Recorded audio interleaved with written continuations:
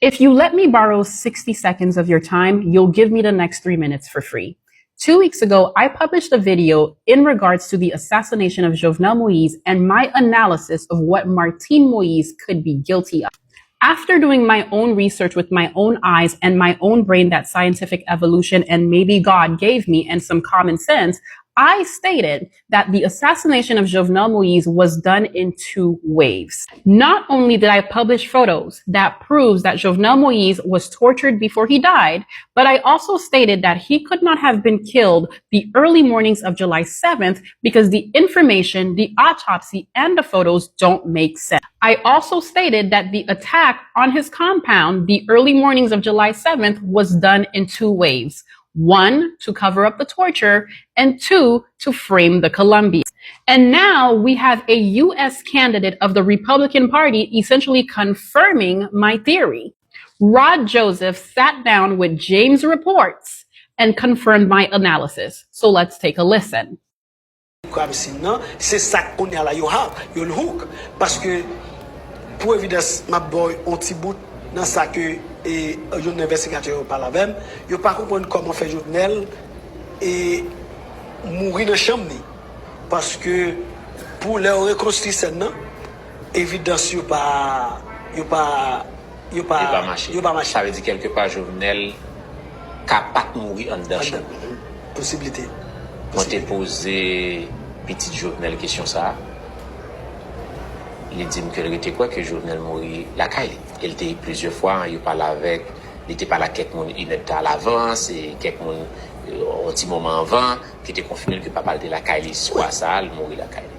Les cas la caille, but côté le dit mourir, il doutait parce que sans que qui puta sans que qui coule il perdu pas consistant avec un monde qui prend plusieurs boulettes de côté l'idée parce que pour prendre plusieurs cartouches ou pas qu'à ganti ou pas qu'à ganti goutte de sang qui tombait sauf que Jovenel c'est un vampire qui va couler ça. Donc soit dit là même laisser analyse que lié n'a d'accord que c'est analyse parce que faut que moi évidence pour moi li analyse ça les contradictoire avec ça premier témoin lui-même lui dit qui c'est première dame de Martine Moïse.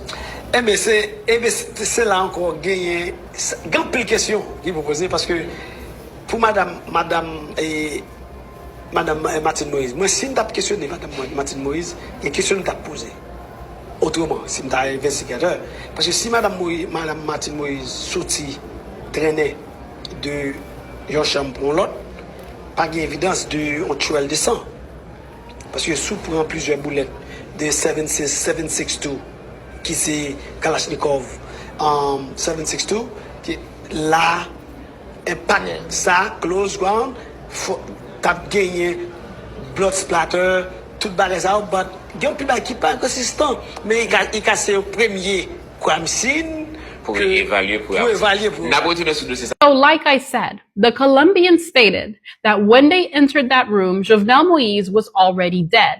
And in the DCPJ interview, Martine Moïse said, the attackers ransacked the room and they were saying, c'est pas ça, c'est pas ça, c'est pas ça. She never stated that they were speaking Spanish when she gave that original testimony. So that leads me to believe that the first wave of attackers were actually Haitian. Why? Because trauma is recorded in the language that it is happening in. Meaning, if Martine Moïse heard the attackers saying, c'est pas ça, c'est pas ça, c'est pas ça, that means they were speaking in Creole. If Martine Moïse heard the attackers speaking in Spanish, then when she was questioned as to what they were saying, 1, if she didn't understand Spanish, she would have said, I don't know. I heard them speaking Spanish as they were ransacking my husband's room.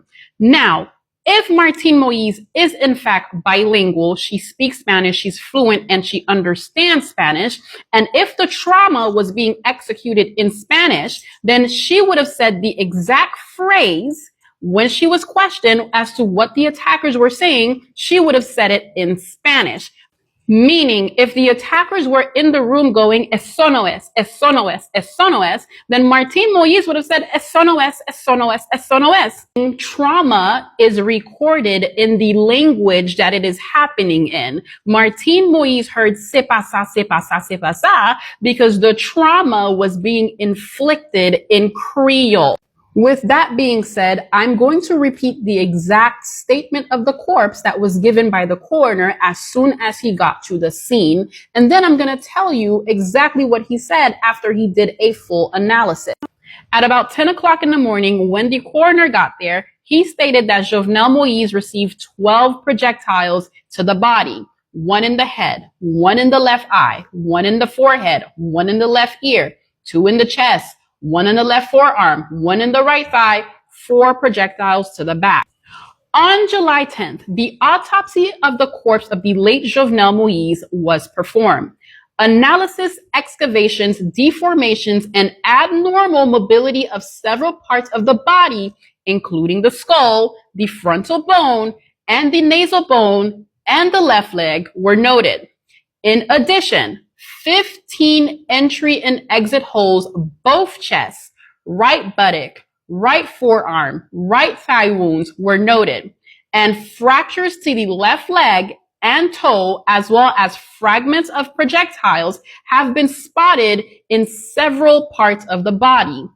Finally, because of the various remarks made about the corpse by the medical examiner, whose heart decay, the death of the victim is reported due to bursting of his heart by a bullet. For those of us who don't understand, the final blow that killed Jovenel Moïse was a gunshot to the heart. That is called a crime of passion. Like I've already said, Jovenel Moïse was already going to die, and he already knew it.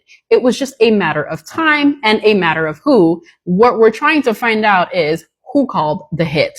Like, share, repost, and follow for more.